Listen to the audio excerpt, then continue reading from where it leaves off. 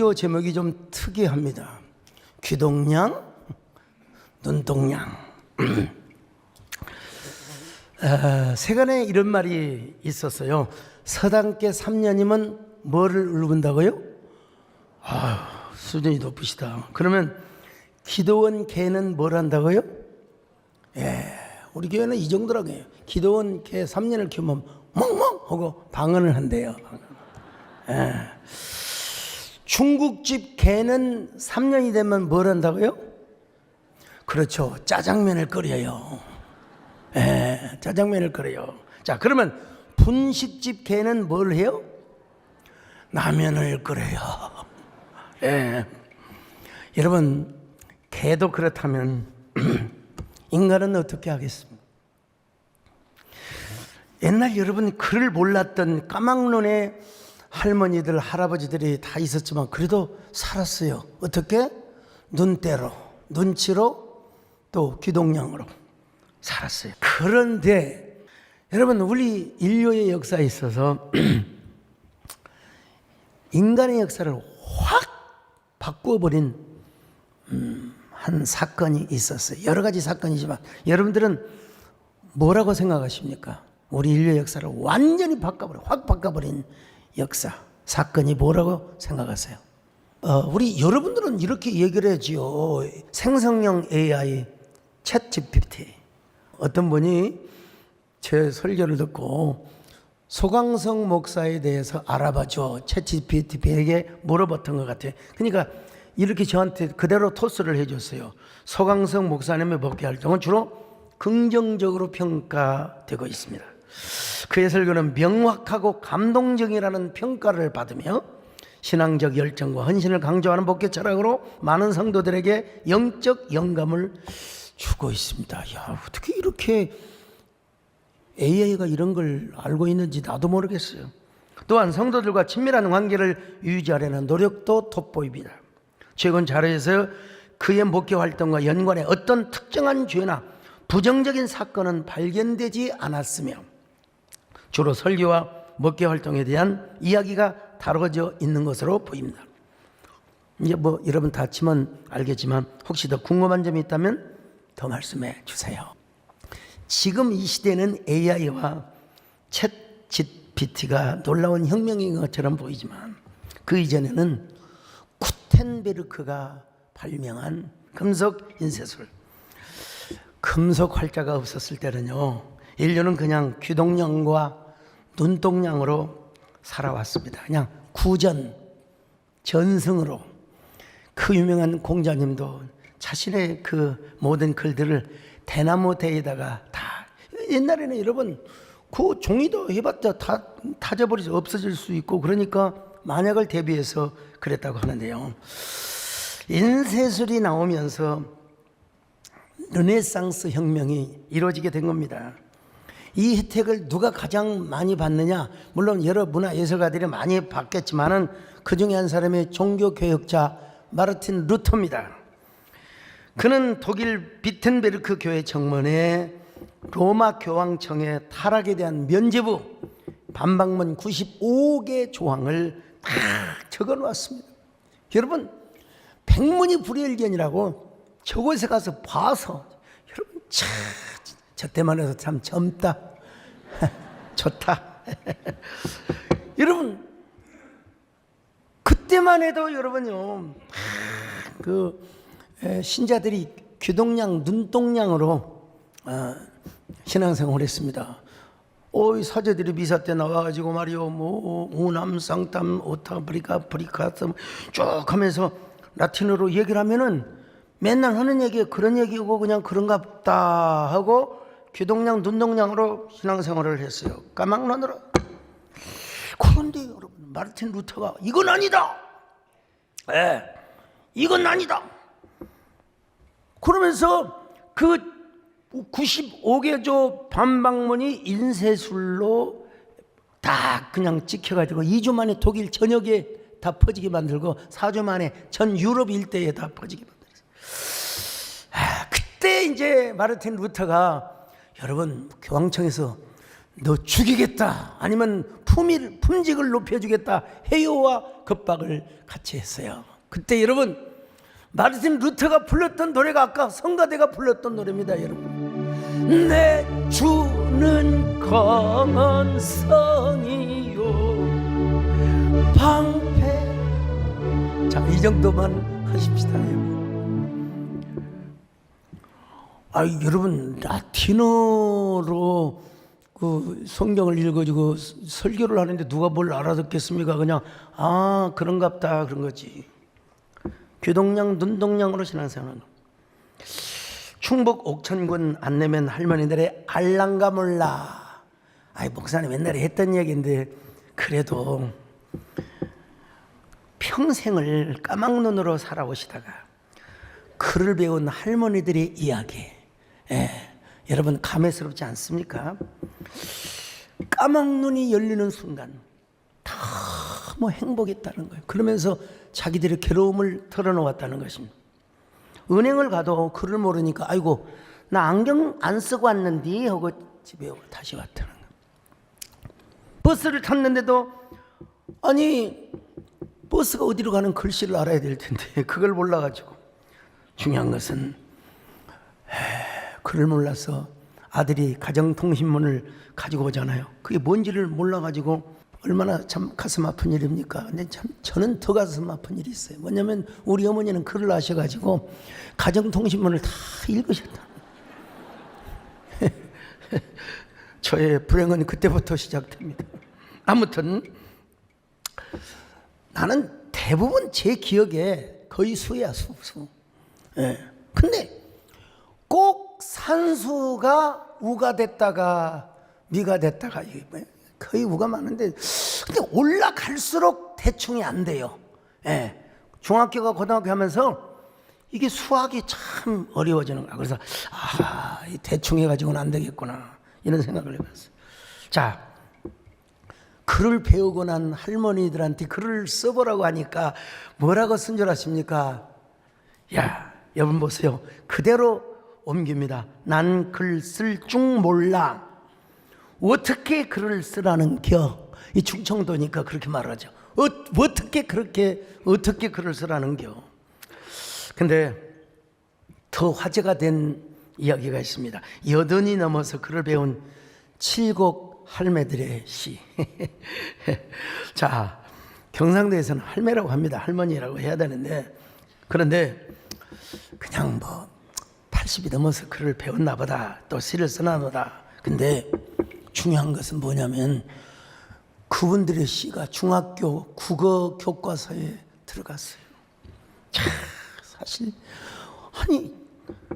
대표적으로 이원순 할머니의 시 어무이가 좋다. 80이 넘어도 어무이가 좋다. 맞춤법상 맞습니까? 사실 나이가 들어도 어무이가 보고 싶다. 어무이하고 부르마 아이고 오이야 이래 반갑다. 자, 여러분 경상도 분들은 뭔 말인지 아실 거예요. 강금연 할머니가 처음 손잡던 날이라는 시를 썼는데요. 얼마 전에 이분은 작곡하셨다고 하더라고요. 처음 손잡던 그날 심장이 쿵덕거린다. 도둑질 했는 것보다 더 쿵덕거린다.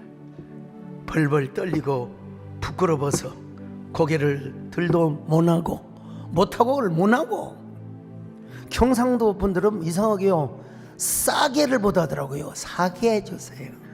쌀을 60년이 지나도 그때 생각이 난다.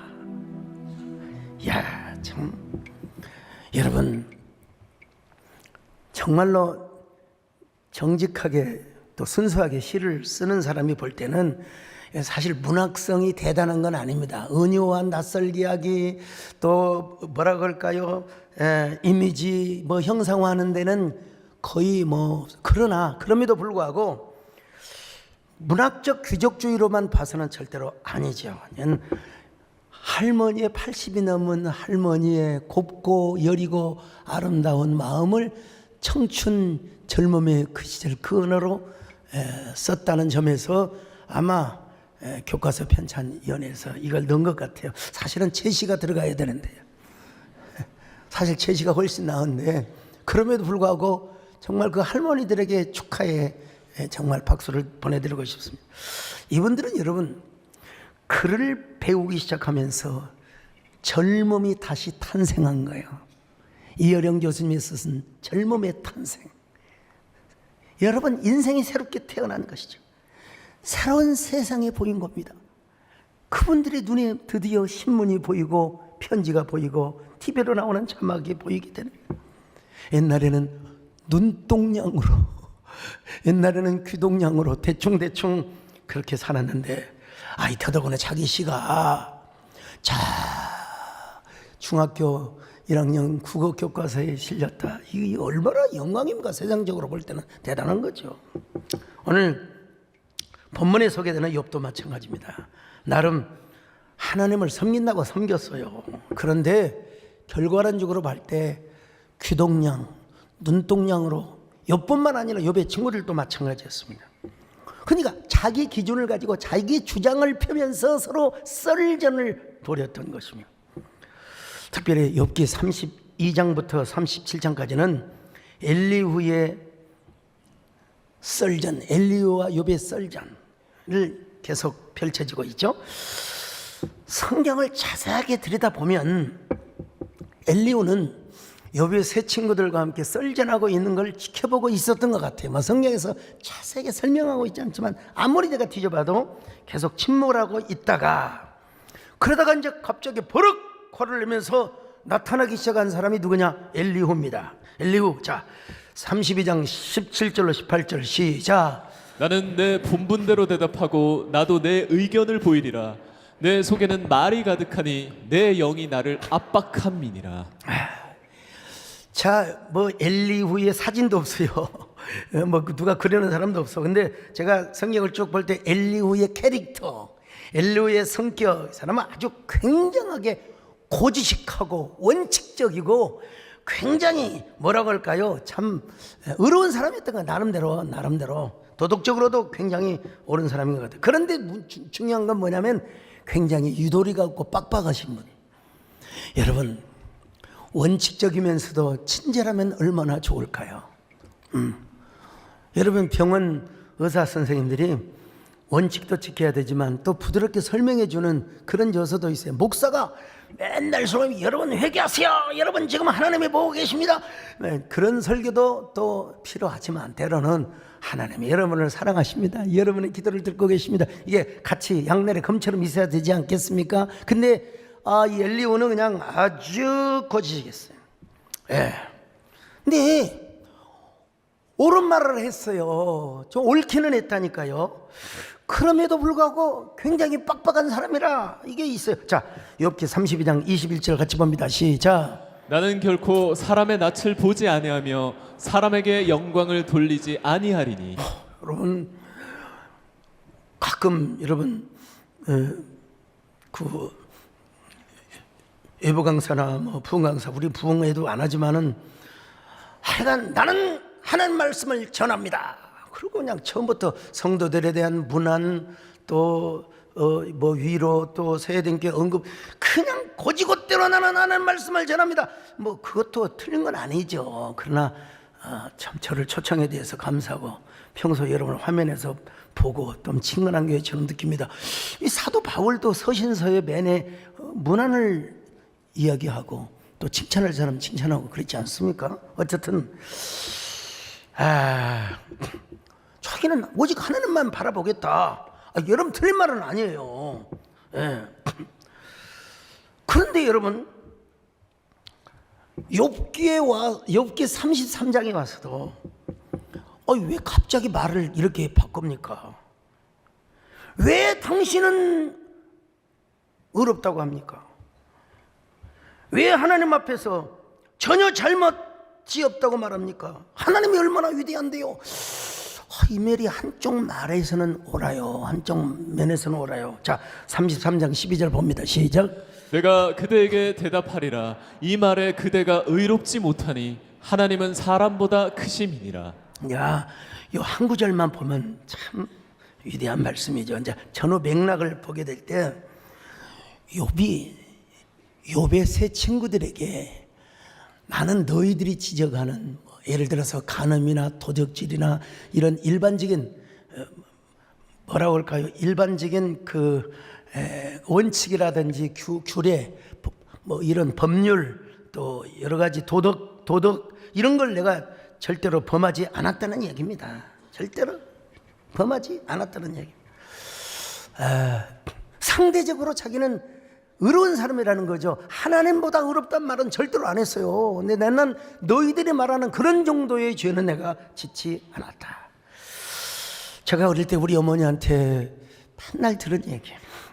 우리 어머니께서 자랑이 아니라 나는 남의 지붕에 우리 어머니는 나뭇잎이라고 그랬어요. 그게 그 볏잎이라고 하는 거예요. 옛날 초가집에 그 날개를 이어가지고 지붕을 덮었잖아요. 그걸 이제 볏잎이라고 하기도 하고, 그걸 빼올 일도 없고 빼와서도 안 되지만 우리 옛날 시골에서요, 나무하고 오다가 좀 배가 고프면 그냥 배추밭, 무밭에서 무 하나 캐서 그 자리에서 깎아 먹는 것은 그냥 그것은 익스큐스가 됐습니다, 여러분. 옛날에, 지금은 안 됩니다, 절대로. 지금은, 옛날에는 그런 시절이 있었어요. 근데 우리 어머니는 그런 적이 없다는 겁니다. 절대로 그런 적이 없어요. 옛날 잔치를 치면 과방이 뭐냐면 음식을 나르는 그 방입니다, 여러분. 육과 뭐 여러 떡이라든지 떡도 여러 종류가 있잖아요. 인절미도 있고 시리떡도 있고. 그 이제 어머니가 과방을 지키면 제가 가면 살짝 모르게 하나 처먹어라. 빨리 가라. 다른 어머니들은 그러시더라고. 그리고 그걸 딱 그 주머니에 바짐이라고 여러 번 하세요? 바짐이 속에다가 딱 넣어가지고 갖고 와서 주던데, 우리 어머니는 단 한 번도 그런 적이 없어요. 우리는 어머니라고 안 해서 시골에 어머니 그랬어요. 어머니도 좀 가져오시지, 육아도 좀 가져오시고, 다른 엄마들은 그러더만. 그랬더니 우리 어머니가 나는 말이다, 내 양심을 허락하지 않는단 말이다. 우리 어머니 수준, 우리 어머니 차원에서는 나는 의로운 사람이라는 거예요. 우리 아버지 앞에 나는 절대로 나는 죄가 없다는, 난 남의 집에 나린잎 하나도 빼오지 않는 사람이라. 여러분, 이 차원에서 욥을 우리가 지금 봐야 됩니다. 물론 그가 하나님을 섬겼어요. 그렇지만 아직은 율법이 주어지기 전이라고 봐야 돼요. 족장시대라고 봐야 돼요. 그러니까 자기가 알고 있는 테두리 안에서는 적어도 죄인이 아니라는 걸 지금 주장하고 있는 겁니다. 남의 것을 도둑질해 왔던가, 남의 여자를 탐해 왔던가. 자, 욥기 31장 1절로 2절을 보십니다. 시작. 내가 내 눈과 약속하였나니 어찌 처녀에게 주목하랴. 그리하면 위에 계신 하나님께서 내리시는 분깃이 무엇이겠으며 높은 곳에 전능자께서 주시는 기업이 무엇이겠느냐. 보세요. 또 5절로 8절 또 계속 봅니다. 시작. 만일 내가 허위와 함께 동행하고 내 발이 속임수에 빨랐다면 하나님께서 나를 공평한 저울에 달아보시고 그가 나의 온전함을 예시기를 내가 언제 저울질에 속임수를 썼으며 내가 언제 말이여 너희들에게 사기를 치고 거짓말을 했느냐 이거요. 그런데 여러분, 엘리후는 자기 마음대로 말꼬리를 탁 참, 이게 무서운 겁니다, 여러분. 욥에게 뭐라고 말합니까? 왜 당신이 하나님보다 어렵다고 말하느냐? 자, 다시 성경을 한번 보세요. 자, 욥기 32장 1절로 2절 시작. 욥이 자신을 의인으로 여김으로 그 세 사람이 말을 그치니 람 종족 부스 사람 바라겔의 아들 엘리후가 화를 내니 그가 욥에게 화를 내면 욥이 하나님보다 자기가 의롭다 하며. 욥이 분명히 욥의 세 친구들에게 자기는 의롭다고 얘기한 적이 있어요. 그러나 그거는 하나님보다 의롭다는 말이 아니에요. 상대적인 너희들이 말하는 그런 죄를 내가 짓지 않았다는 거예요. 그런데 여러분, 여기 엘리후라고 하는 사람은 커뮤니케이션을 잘못했거나 아니면 말을 바꿨거나 그래가지고 왜 하나님보다 당신이 의롭냐? 요 성경을 잘 이게 흐름을 좀 봐야 됩니다, 여러분. 근데 욥의 그 친구 엘리후가 또 전혀 틀린 말을 한 건 아닙니다. 하나님에 대해서는 옳은 말을 했어요. 자, 욥기 34장 10절로 11절 시작. 그러므로 너희 총명한 자들아 내 말을 들으라. 하나님은 악을 행하지 아니하시며 전능자는 결코 불의를 행하지 아니하시고 사람의 행위를 따라 갚으사 각각 그의 행위대로 받게 자, 하시나니. 여러분, 하나님에 대해서 한 말은 전혀 틀림이 없습니다. 다 읽지는 못하지만요, 엘리후는 하나님의 절대 주권과 통치를 강조했습니다. 뿐만 아니라 높으신 하나님의 초월성과 그리고 위대하심을, 주님의 높고 위대하심을 찬양했어요. 뿐만 아니라 엘리후는 계절을 만드신 하나님, 겨울을 만드시고 또 가을을 만드시고 여름을 만드시고, 왜 봄을 이야기했느냐? 봄은 그 안에 다 포함되어 있다고 봐야 되는 거예요. 그냥 뭐 이스라엘에도 봄이 있지 왜 없어요? 있지 다. 고대 근동에도 다 봄이 있지요. 근데 이제 그냥 시라고 하는 것은 함축성을 가지고 있기 때문에 그렇게 하나님에 대해서 옳은 말을 하면서도 욥을 향해서는 뭐 아무것도 모르면서 말이요. 아무것도 모르면서 욥이가 뭐 아는 척 한다고 이렇게 정죄를 하고 있어요. 여러분 생각해 보세요. 하나님을 찬양하고 하나님 위대하심을 찬양하면서 동시에 도둑질 안 한 사람한테, 간음한 사람한테 너 간음했지, 너 도둑질이지, 그러면 안 되죠. 그거는 안 되는 거죠. 자, 욥기 35장 16절 같이 봅니다. 시작. 욥이 헛되이 입을 열어 지식 없는 말을 많이 하는구나. 여러분, 헛되이 입을 열어 지식 없는 말을 많이 하는구나. 그냥 오늘 그때나 지금이나 다 똑같은 것 같아요. 그때나 지금이나 있어요. 오늘 이 시대에도요, 서로 의견이 다를 수 있습니다. 생각이 다를 수 있어요.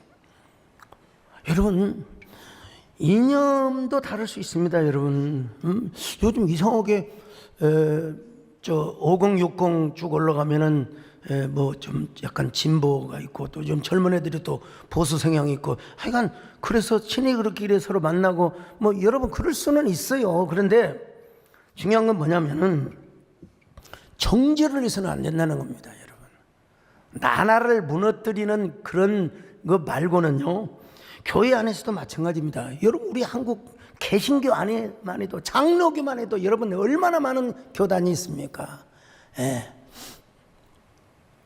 아니 우리 개신교에도 뭐 예장, 기장, 뭐 감리교, 성결교, 뭐 어디교 뭐.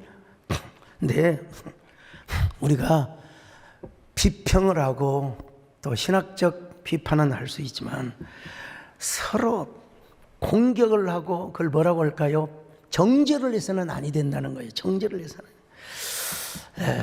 정죄. 여러분, 더더욱 안타까운 것은, 제가 아니 구체적으로 말하기는 그렇지만, 자신의 신념을 종교화시키는 거예요. 자신의 신념을. 그리고 자신의 신앙을 막 정치화시키는 거예요. 와, 그래가지고 나는 그래서 내일 교육자 수련회에 백투더 처치, 그래도 교회로 돌아가야 된다. 왜 그렇게?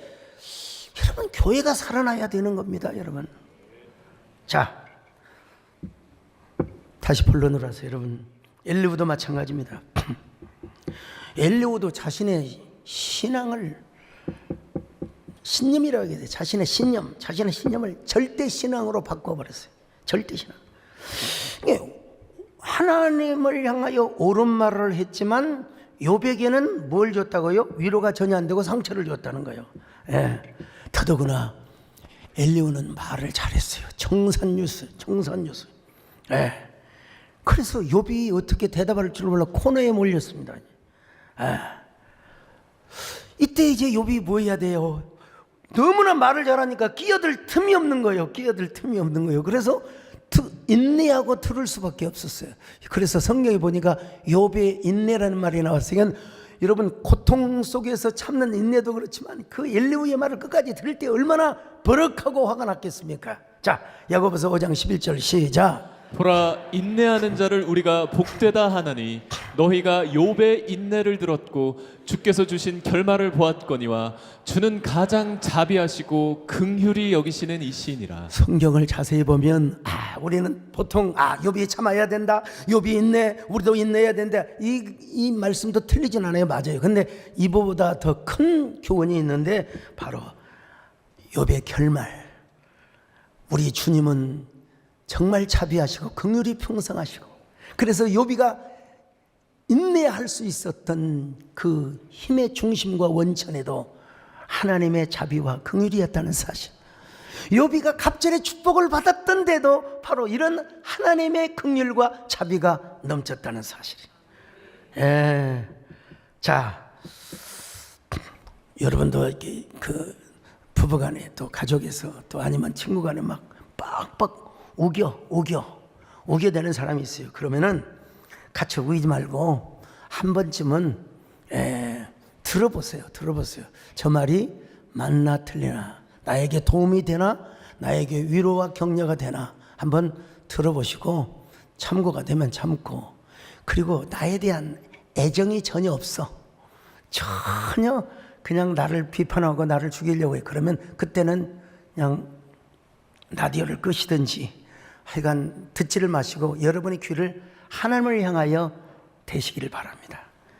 그러면 하나님께서 새로운 소리가 들리게 하시고 새로운 음성이 들리게 하시고 여러분의 까막눈의 세계가 열린 것처럼 여러분에게 새로운 영적인 차원의 고차원의 고도의 세계가 열리게 될 걸 여러분 경험하게 될 것입니다.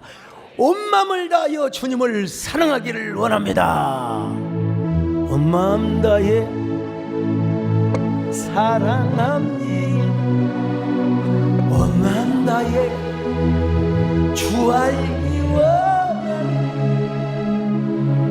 내 모든 삶이 다 주님의 것이라는 거요. 주님만 섬기겠다는 것입니다. 온 마음을 다하여 하면, 이거 뭐 오늘 절대로 자랑이라고 듣지 마시고 그냥 옛날에 있었던 하나의 에피소드라고 생각하세요. 우리 어린 시절에는, 요즘도 애 키운 지가 좀 오래돼가지고 우리 옛날 시골에서는 막 특별히 그 웅변대회, 글짓기대회 뭐 이런 거 많이 했는데, 웅변을 하려면 일단 소리가 커야 됩니다. 여러분, 소리가 크고 당당해야 돼요. 근데 조그마한 초등학교에서 뭐 2반짜리 학교에서 얼마나 크겠습니까? 전교의 학생이 500명도 안 됐어요. 그래서 제가 5학년 때 학교 대표로 이제 읍내에서 열리는 웅변대회를 제가 나갔어요. 근데 가서 보니까 저는 내가 웅변을 선생님한테 배운 것도 아니고 우리의 큰형님이 대나무 막대기를 가지고 이놈의 자식 웅변하라고 해가지고 제가 그냥 자기 읍내에 나가서 웅변의 길잡이, 웅변 교변 2권을 사다가 그냥 얼마나 원고를 잘 써갖고 그걸 다 외웠어요. 외웠는데 가서 보니까 내가 하려고 하는 얘기를 애들이 다 해버렸어요. 공통적인 언어가 뭔 줄 아세요? 만장하신 여러분, 이연사 고사리 같은 주먹으로 외치고 또 외칩니다. 나 이런 거 보니까요, 아이고 나는 다 틀렸다. 난 다 틀렸다. 아유, 다 틀렸어요. 얼마나 잘하는지. 근데 여러분 포기하지 마세요. 몇 명 들어보니까 다 붕어빵이야. 몇 명 들어보니까 붕어빵 아세요? 그냥 거의 똑같은 말이에요. 맨날 막 이연사 어쩌고 저쩌고 막 그냥.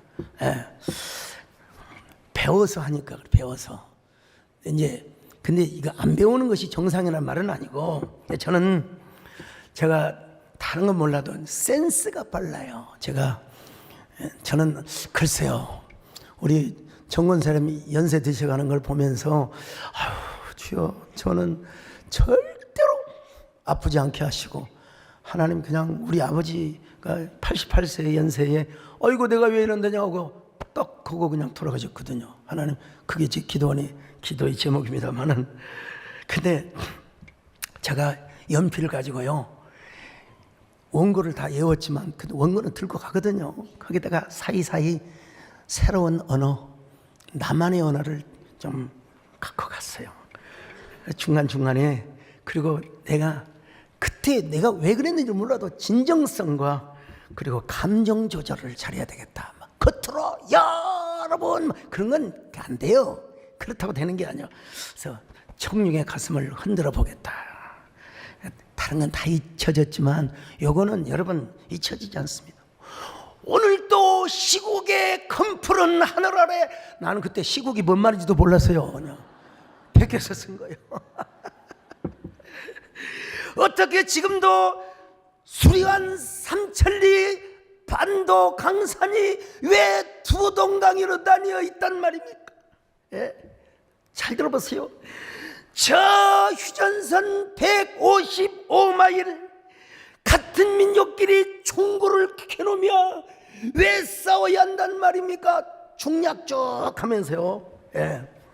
마침내 우리가 그토록 원하고 염원하던 평화의 통일이 우리가 힘을 합하고 마음을 합하면 반드시 올 수 있다는 사실을 이 연사가 안 했어요. 저는 고세라 같은 주먹 이것도 안 했어요. 가슴에 손을 얹고 피 맺힌 가슴으로 외치고 또 외칩니다 했어요, 여러분요. 자, 근데 여러분 제가 감으로, 김재일 장로님 스피치 하셔서 아시지만 감으로 보면 압니다. 감. 목사가 설교를 하면 은혜를 받고 있구나 졸고 있구나. 우리 남년 장로님 딱 마이크 들고 청중 보면 청중 보는데 핸드폰 한 사람 가서 때려주고 싶습니다. 아무튼. 근데요 제가 손을 들어 저 150마일 이러면 거기가 청중들이요, 남은 그 중앙초등학교에서 읍내에 사는데 이쪽으로 손을 펴면 사람들의 눈이 요리 가요. 내가 어떻게 했는지를 몰라도, 그리고 또 저 하면 저쪽으로 돌아갔어요. 그래서 제가 그때 최우수상을 받았어요. 예. 근데 그게 아니라, 그러나 귀동냥 눈동냥은 다 통하는 게 아니에요. 통할 때가 있는 것이지 다 통하는 게 아니에요. 예. 제가 그렇게 우리 목사님 이렇게 놀고만, 내가 하나님을 만난 후에 이제 신학교를 다니면서 얼마나 제가 한번 찾아봤어요. 이건 우리 오늘 이 자리에 계시지만 저에게 구약개론 또 구약신학을 가르쳐 주셨던 정규남 총장님이 계시는데요. 저 책이 언제 책이냐, 1985년짜리 책인데 속 내용을 좀 봐주세요. 얼마나 빼곡하게 공부를 했는지. 앞에다가요 시험을 앞두고 내가 예제를 써놨어요. 예제를 썼어요. 이러면 이렇게 답하라. 여러분, 귀동냥 눈동냥 가지고는 안. 그래서 우리가 말씀을 잘 들어야 하기도 하지만 설교도 하고 구약서도 하고 다 그런 거 아니겠습니까? 욥도 나름대로 하나님을 섬긴다고 섬겼지요. 그리고 욥의 친구 특별히 엘리후가 썰전을 했습니다. 욥은 결국은 코너로 몰려서 뭐 했을까요? 주님 앞에 아마 아이고 저는 말로 가지고 안 됩니다. 주님이 저를 불쌍히 여겨주셔야 됩니다. 아마 이런 고백을 하고도 남았을 거요. 주여 나를 불쌍히 여겨주소서. 주여 나를 긍휼히. 자, 마침내 바로 그때쯤 하나님이 욥에게 나타나셨어요. 어떻게 나타나냐? 폭풍 가운데 나타나셨어요. 거친 바람, 그냥 산들산들 바람이 아니라 거친 폭풍에. 왜? 하나님의 위엄, 하나님의 그 영광스러움, 그 임재의 현현을 묘사하는 단어죠. 여러분, 욥의 친구들에게 먼저 말씀하지 않았어요. 욥에게 나타나셔서 욥에게 질문을 하십니다. 자, 욥기 38장 1절로 3절입니다. 시작. 그때 여호와께서 폭풍우 가운데서 욥에게 말씀하여 이르시되 무지한 말로 생각을 어둡게 하는 자가 누구냐? 너는 대장부처럼 허리를 묶고 내가 내게 묻는 것을 대답할지니라. 여러분, 하나님께서 이제 다 읽을 수는 없지만 이제 그 욥에게 하나님이 이제 질문을 하시는 거예요. 질문하시는데 땅의 주관자가 누구냐? 바다의 주관자가 누구냐? 빛의 주관자가 누구냐? 어둠의 주관자. 여러분, 이사야서에 보면요, 우리 하나님은 빛도 지었겠지만은 어둠도 지었다 그랬어요. 어둠의 주관자가 누구냐?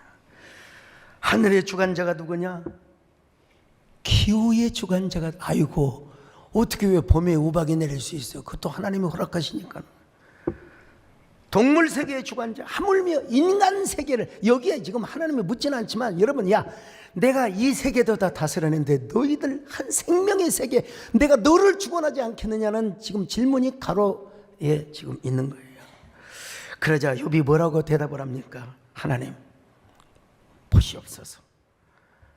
저는 비천하오니 무엇이라 주님께 대답하리까? 손으로 내 입을 가릴 뿐입니다. 주님, 내가 무슨 말씀을 드리겠습니까? 욥기 40장 3절 5절입니다. 시작. 욥이 여호와께 대답하여 이르되 보소서 나는 비천하오니 무엇이라 주께 대답하리이까? 손으로 내 입을 가릴 뿐이로소이다.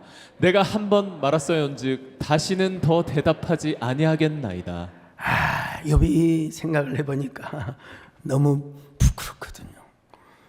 자기도 모르게 막 욥이가 그런 마음을 품었어요. 욥기 19장 그 다음에 24장 쭉 보면은 은근하게 하나님의 공의에 대한 회의를 은근하게 품었어요.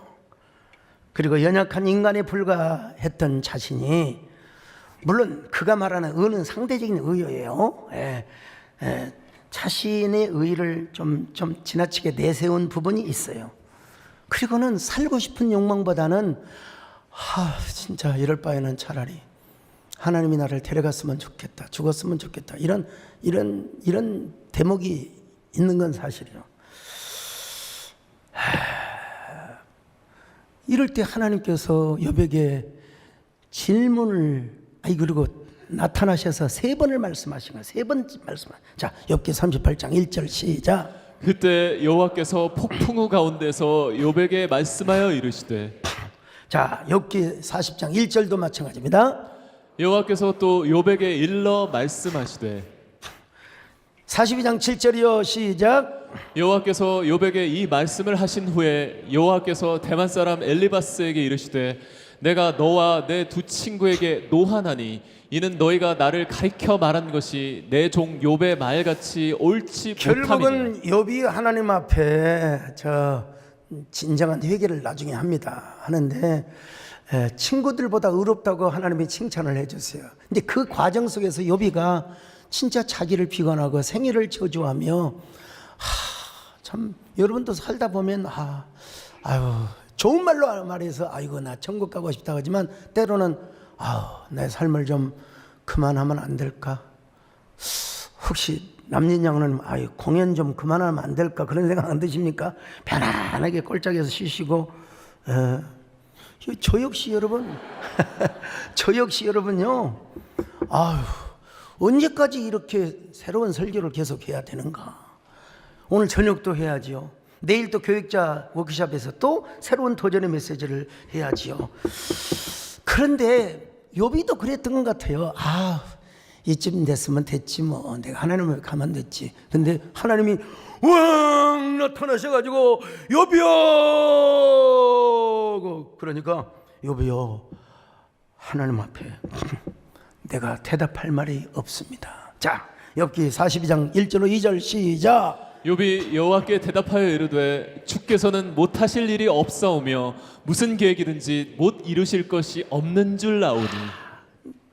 여러분, 우리 하나님이 병도 주실 수 있고 나사 주실 수도 있고 가난하기도 하실 수 있고 부하기도 하나님 다 하신다. 그리고 하나님의 계획을 누구도 가로막을 수 없다.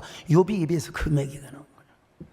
그러다가 무슨 고백을 합니까? 기가 막힌 고백이요. 자, 42장 5절 시작. 내가 주께 대하여 귀로 듣기만 하였사오나 이제는 눈으로 주를 배움나이다. 귀동냥을 했고 눈동냥을 했던 사람이 이제는 동냥이 아니요 주님을 실제로 만난 거예요. 여러분, 주님을 진짜로 목격한 거요, 주님의 임재를 경험하게 된 것이라 이 말입니다. 여러분, 와, 우리 하나님이 어떨 때는 조용한 음성으로도 다가오시는데 욥에게는 여러분요 폭풍 가운데 나타나시 하나님의 현현을 쫙 알린 거예요. 예, 하나님의 임재의 서막이 얼마나 폭풍처럼 위대했는지 몰라요. 그러니까 욥이가 아이고 저는 할 말 없습니다. 하나님 아무것도 못합니다. 아닙니다. 욥기 42장 3절로 4절 다시 봅니다. 시작. 무지한 말로 이치를 가리는 자가 누구니이까? 나는 깨닫지도 못한 일을 말하였고 스스로 알 수도 없고 헤아리기도 어려운 일을 말하였나이다. 내가 말하겠사오니 주는 들으시고 내가 주께 묻겠사오니 주여 내게 알게 하옵소서. 아유 주님 죄송합니다. 우리 저 비서를 맡고 있는 송원수 목사님이 저한테 그래요. 목사님 이 시대의 최고. 야, 이 사람 그런 소리 말아야 돼. 창피하네, 부끄럽네 이 사람. 예. 여러분, 하나님이 진짜 어떤 분인가를 만나보고 목격하고 체험하고 경험해 보니까 할 말이 없어요. 여러분, 오늘도 하나님을 진심으로 만난 사람은 내 입에서 불평이 나올 수가 없습니다. 내 입에서 언제나 감사가 나옵니다. 찬양이 나옵니다. 근데 이제 하나님을 만나는 길은 딱 두 가지요. 하나는 뭐냐? C.S. 루이스가 말한 대로 고통입니다. 고통. 우리 20세기의 위대한 철학자요, 기독교 변진가요, 또 문학자라고 할 수 있는 C.S. 루이스, 캠브리지 옥스퍼드 대학에서 강의를 하셨던 C.S. 루이스는 뭐라고 했느냐? 고통은 귀먹은 세상을 불러 깨우는 하나님의 메가폰입니다. 하나님 메가폰. 평생 그는 고독하게 삶을 뭐라고 할까요? 혼자 살았어요. 고독하게. 뒤늦게 늙을 무렵 인생의 석양역에 조이 크리스미라고는 여자와 결혼을 했습니다. 사랑하는 여인과 결혼을 했는데 그 여인이 왜 죽냐 이 말이에요. 차라리 혼자 살걸. 그래서 그가 마침내 인간에게 도대체 고통이란 왜 오는 것일까? 고통이란 무엇일까? 고통의 문제라는 책을 쓰기 시작합니다. 자, 거기 한 대목을 소개하면 하나님은 어디 계시는가? 모든 도움이 헛되고 절박하여 하나님께 다가가면 무엇을 얻는가? 면전에서 꽝 하고 닫히는 문 안에서 빗장 지르고 또 지르는 소리. 그러고 나서는 침묵. 왜? 그분은 우리가 번성할 때는 군 사령관처럼 군림하시다가 환난의 때에는 이토록 도움을 주시는데 인색한 것인가? 우리를 대변해 주고 있는 것 같아요, 여러분. 근데 중요한 것은 욥의 고통을 대변하고 있는 것처럼도 보이죠. 근데 이 고통의 때에 우리가 하나님의 메가폰 소리를 듣느냐 못 듣느냐의 차이가 있다. 그렇게 고통을 당하며 죽어가는 사람도 있는가 하면 그 고통 속에서 하나님의 음성을 듣고 하나님을 만나는 사람이 있다는 것입니다. 여러분, 우리가 인생을 살아가면서 어떻게 항상 좋은 일만 있겠습니까? 그러나 그 고통은 하나님을 만나는 수단임을 믿으시기를 바랍니다. 하나의 동기고 과정을 믿으심을 바랍니다. 과정임을. 근데 이제 꼭 고통으로만 하나님을 만나느냐? 아니죠, 여러분. 우리가 하나님의 임재와 일상 속에서 하나님의 영광을 경험하면 되는 겁니다, 여러분. 영적으로 주님을 만나 내 마음이 뜨거워지어 뉴 하트, 심장이 새로워지게 되고요. 여러분, 얼굴이 달라져요. 뉴 페이스. 은혜를 받으면 여러분 얼굴 색깔이 달라지게 되어 있어요, 여러분. 기분이 달라지겠어요. 성령의 임재, 하나님의 영광, 오늘 이 은혜가 여러분에게 있기를 축원합니다. 여러분 말씀을 통하여 그런 빛을 경험하시기를 바랍니다. 예배를 통하여 그런 임재를 경험하시기를 바랍니다.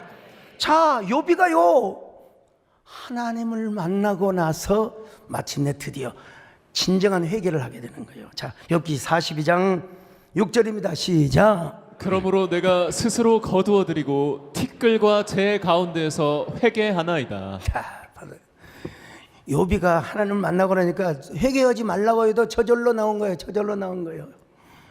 여러분, 제가 여러분에게 일일이 회개하라고 안 해도 은혜를 받으면 여러분 하나님의 빛이 여러분의 성령으로 여러분의 안에 내적 조명이 되어가지고 내 죄가 낱낱이 공개가 되고 하나님 앞에서 까발려지게 되고 하나님께 고백하게 되어지는 것입니다. 네, 이런 사람 언제나 감사의 생명나무, 기쁨의 생명나무. 나의 구, 나의 생명이신 당신, 나의 생명, 나의 사랑, 나의 소리신 당신, 나의 생명. 자, 여러분, 우리가 꼭 고통을 당해서만 하나님을 만난 게 아니라 스스로 하나님을 사모하고 하나님께 은혜를 구하고 하나님이 없으면 살 수가 없습니다. 이런 사람에게 하나님이 와주십니다. 찾아오십니다. 겨울이 가면 봄이 오듯이 여러분 하나님은 우리에게 어떻게 오시느냐? 은혜를 가지고 오세요. 어떤 은혜냐? 좀 유식한 얘기 좀 합시다. 트리클 다운 이펙트라고 하는. 예. 이거 무슨 말이냐? 물동이에 물이 막 차고 넘쳐 흐르잖아요. 낙수 효과. 물동에서 물이 넘치니까 바닥까지 촉촉해지는 걸 바로 트리플 다운이라는 거예요. 여러분, 우리 하나님 우리에게 트리플 다운의 은혜를 주시기 위하여 하나님 우리를 만나러 오십니다. 그 하나님을 만나면 됩니다. 여러분, 얼마나 죽여주는 은혜입니까? 철철 넘치는 은혜. 다 참 죽여주는 은혜죠. 여러분, 하나님의 찾아오심을, 하나님의 인재를 갈망하는 저와 여러분 되시기를 주님의 이름으로 축원합니다. 나는 주님 없이는 살 수가 없습니다. 주님이 도와주셔야 합니다. 주님 없이도 잘 사는 오히려 나를 망하게. 시간이 가서 이쯤 하고 기도하겠습니다. 하나님, 진짜 주님 없이는 우리가 살 수 없는 저희들 되게 하여 주옵시고, 오히려 주님 없이도 잘 되는 것은 나로 하여금 망하게 한다는 사실을 깨닫게 하여 주시옵소서. 언제나 주님으로 만족하게 하여 주시기를 바랍니다. 예수님의 이름으로 기도드리옵나이다.